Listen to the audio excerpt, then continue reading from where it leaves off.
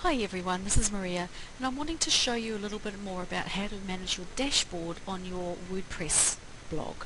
So I'm just going to take you through what happens on the dashboard, and if you're not already familiar with this, I suggest that you go in and have a good play around here.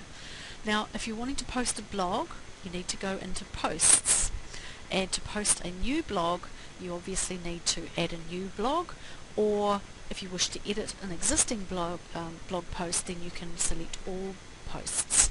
And I'm not going to hang around a lot on here at the moment because I have done another one of these little quick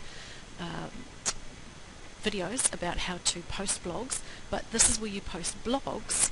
Now in comparison, pages is where you post your static pages.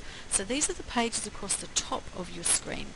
So for example, all the way along here, as you can see, I'm just highlighting what our pages are, but our blog is in our blog section.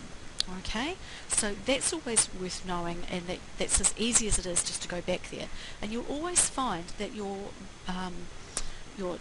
entry back into your dashboard is along the top of the page here.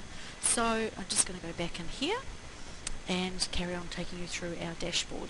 Now the other thing to note is that if you wish to change pages or add a new page, it's always good to do this, but make sure that you've got enough space along the top of your page to do that on the site.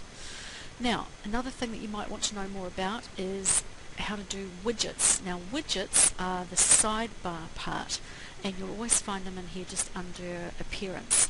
Now if we've set you up a hosted website using WordPress, you won't want to play around with your themes, but if you have a free WordPress.com website, then obviously themes in here is where you can play around with what your website looks like. But I do recommend that you leave that alone if you have a hosted and a fully designed package. So widgets, if I go into here, is where we can put extra bits and pieces into the sidebar of our website. And again, I'll just take you in here and show you what that looks like. This is where our widgets sit. Okay, so all the way down the side here, and if I take you back in there, you'll see that our widgets are things like the calendar and various things like the newsletter follow-up or to follow. There's all sorts of other things in here, and in particular I've got extra widgets in the bottom of my page of my website. So widgets are really important and really easy and fun things to play with, and there's lots and lots of different options that you can put in there. But again, this is an area to play around with, but have a good look at what you really need. And again, if you're stuck with any of this, just come back to us and let us know. But widgets are a fun part of what you can do on your website, and as you can see when you go into the side here, you can have it looking quite spiffing and flash and lots of interesting things. So these are the widgets that I have along the bottom that I mentioned a moment ago. So this is what you do with your dashboard down the side.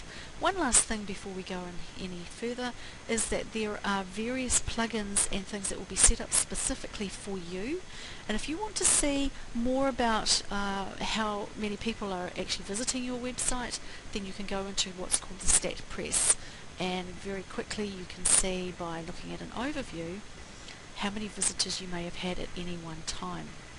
And again, it's worth keeping an eye on this. So I haven't covered off a lot of the other things that are on here because they are really not relevant unless you actually sit down and work with us a little bit around what you need to be playing with, but those are the main ones. So your stat press, your widgets which are under appearance, your pages, and your posts. Happy blogging everyone!